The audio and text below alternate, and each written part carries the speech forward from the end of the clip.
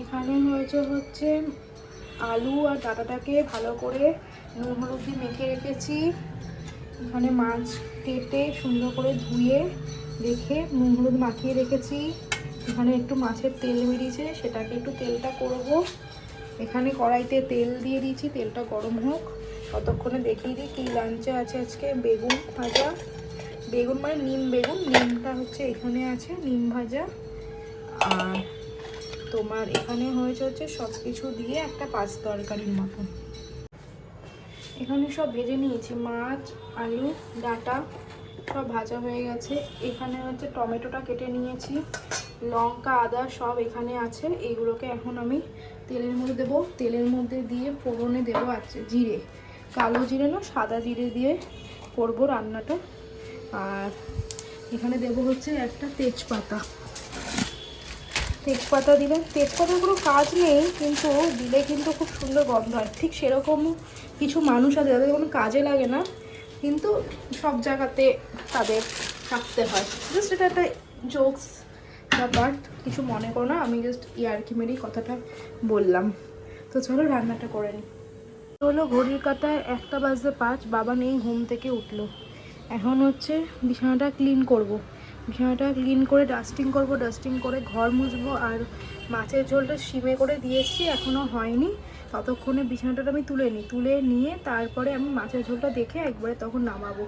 এত গরম লাগছে, অস্বাভাবিক গরম পড়ে গেছে। কালকে বৃষ্টি হলো, বৃষ্টির পরে ভাবলাম যে না একটু ঠান্ডা ঠান্ডা পড়বে, কিন্তু কালকে রাত অবধি যা ছিল, এখন না অস্বাভাবিক গরম লাগছে, গা থেকে ঘাম পড়ছে আর ভাল লাগছে না। এখন প্রচুর কাজকর্ম করব, ছাদে যাব, ছাদে জামা কাপড় মেলেছি, তারপরে আসবো। আজকে দেখি রাস্তাঘাটেও না সেরকম একটা লোকজন নেই। দেখো ওখানে একটা তারের মধ্যে একটা গেঞ্জি ঝুলিয়ে রেখেছে, ওই যে সেরকম কোনো লোকজন সেরকম একটা রাস্তাঘাটে নেই। আজকে তো দোল আছে, তো আজকে কেউ খেলছে না সেরকম।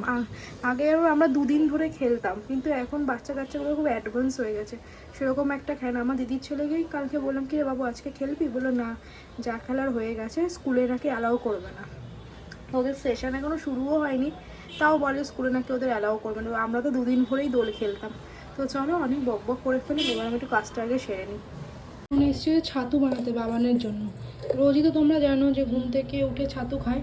ওকে বলি কি যে আরও অনেক অন্য কিছু খাবো, বলে যে না আমি ছাতুটা ভালোবাসি, ছাতুটাই আমাকে দাও। তো এখন বেশি তো বেলা হয়নি, একটা বরং বাজে, জন্য ছাতুটা একটু খাবে, খেয়ে তো আবার লাঞ্চ করে তো আবার অফিস চলে যাবে। আর এদিকে হচ্ছে ভাতটা বসিয়ে দিচ্ছি, মাছের ঝোলটা এখনও হয়নি, এখনও তুলবো না।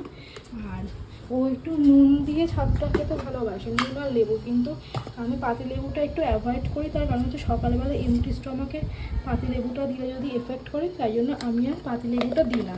আমি এমনি ছাতুটা নুন আর বিট লবণ আর চিনি দিয়ে গুলিয়ে দিই, ওটা খেয়ে নিয়ে তারপরে স্নান করবে, স্নান করে তারপরে যা কাজকর্ম থাকে সেইগুলো করে আবার অফিস চলে যায়। আর এইদিকে আমার এখন অনেক কাজ বাকি, কিছুই কাজ হয়নি, শুধুমাত্র বিছানাটা তুলেছি, এবার ডাস্টিং করবো, ঘর মুছবো, তারপরে মাছের ঝোলটা হয়ে গেলে মাছের ঝোলটা নামাবো, নামিয়ে একবারে তোমাদের একটু দেখিয়ে দেবো যে কেমন রান্নাটা হয়েছে বা আমি কেমন রান্না করতে পেরেছি, সেটাও তোমাদের একটুখানি তখন দেখিয়ে দেবো। মাছের ঝোল এখানে হয়ে গেছে কমপ্লিট, নামিয়ে ফেলেছি। এখানে বাবানের মাছটাও বেলে নিয়েছি, এখানে তরকারিটা বাড়বো, আর এখানে এটা আছে, এটাকে ধোবো, ধুয়ে তারপরে আমি ঘরে যাবো। এখানে ভাতটা বসিয়ে দিয়েছি, তখন দেখালাম একটু ফুটছে, ততক্ষণে আমি ঘরের সব কাজকর্মগুলো করে আসি। গুড ইভিনিং, এখন বাজে হলো 7:05 আর আমি ঘুম থেকে উঠে গেছি। উঠে ফ্রেশ হলাম, ফ্রেশ হয়ে বসে মায়ের সাথে কথা বলছিলাম। আর এখানে খাচ্ছি দেখো ছোলা, চানাচুর, পেঁয়াজ লঙ্কা দিয়ে মেখে খাচ্ছি। অনেকক্ষণ হয়ে গেছে, খিদে পেয়ে গেছে। বিকেলবেলা টিফিন কী করবো সেরকম ঘরে কিছু এখন নেই, চাউমিন ম্যাগিটা শেষ হয়ে গেছে। আর বাবানকেও বলা হয়নি, বলা হলে বাবান এনে রাখতো, তো সেই কারণে আর বলিনি বলে আর কি খাবো, খিদে পাচ্ছে তাই ভাবলাম যে এটা খাই। বাড়িতে কেউ নেই, বাবান অফিসে গেছে আর ওনারা দুজনে কোথায় বেরিয়েছে আমি ঠিক বলতে পারবো না। আর এত সাউন্ড আসছে তার জন্য হচ্ছে বাইরে হচ্ছে কীর্তন হচ্ছে, আমাদের এখানে রাধা গোবিন্দের মন্দির আছে, তো সেইখানে কীর্তন হচ্ছে বলে এই আওয়াজগুলো আসছে। আমার তো ভয়ই লাগে আওয়াজে নাম্বার কপিরাইট চলে আসে। আর যেহেতু দোল পূর্ণিমা গেল দুদিন ধরে, মানে কালকে গেছে আজকেও আছে, তো সেই জন্য এখানে আদ্যাপীঠে একটুখানি পুজো হয়, রাধা গোবিন্দ মোড়ে পুজো হয়, তো সেই কারণে আওয়াজগুলো আসে, খুব ভালো লাগে, কীর্তন শুনতে আমার খুব ভালো লাগে। ঠাকুরের গান কথা যত শুনবো তত মন ভালো থাকে, সব কিছু থেকে ভালো থাকা যায়, ডিটাচ থাকা যায়। যত লোকের সাথে তুমি গল্প করবে, যত লোককে তুমি আঁকড়ে ধরবে, লোক তত তোমাকে বুঝিয়ে দেবে দেখ তুই ভুল করছিস, কারণ আমি তোর মতন নই। আর আমি সত্যি ভীষণ ধাক্কা খাই, আর খেয়ে আমার এইটুকু শিক্ষা হলো যে কেউই আজকালকার দিনে আপন না। তুমি যতই মানুষকে ভাবো যে হ্যাঁ তোমার আপন, কিন্তু সে কোনো না কোনো কারণ তোমাকে বুঝিয়ে দেবে যে না রে আমি তোর পর। তো সেই জন্য আমি নিজেকে সেফ রাখি, এগুলো যত শুনবো, কানে যত ঠাকুরের জিনিস যাবে তত আমার মন ভালো থাকবে, মন ভালো থাকলে আমার সংসারে মন বসবে।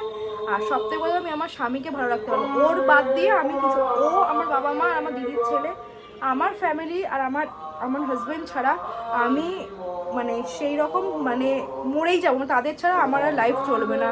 তো তারা আছে বলেই আমি আছি, তারা না থাকলে মনে হচ্ছে আমি এমনি চলে যাবো। তো চলো, এখন আর কিছু করার নেই, দেখতেই পাচ্ছ ঘর ফাঁকা, সন্ধ্যে দেবো, ধূপকাঠি নেই, তো সেখানে সন্ধ্যা দিতে পারলাম না।